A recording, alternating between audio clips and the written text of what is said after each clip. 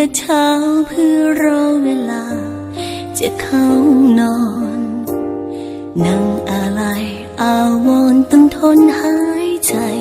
ให้พ้นวันจนพรุ่งนี้ก็เหงาเท่าเดิมเหมือนเมื่อวานไม่มีใครในฝันและความเป็นจริงก็ว่างเปล่าตื่นก็ร้องไห้หลับยังร้องไห้คงไม่มีวันไหนที่ไม่ปวดร้าว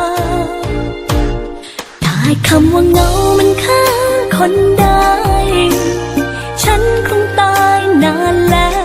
กรีดดวงใจของฉันเป็นริ้วเป็นแนวไม่มีใครมาช่วยเยียวยาก็คงมีแค่น้ำตาฉันลงแผลใจ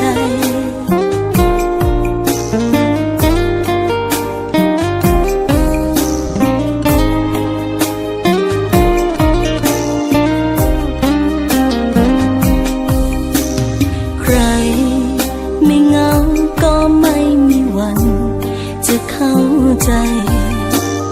มันคือความโหดร้ายเปล่าเปลี่ยวเดียวดาย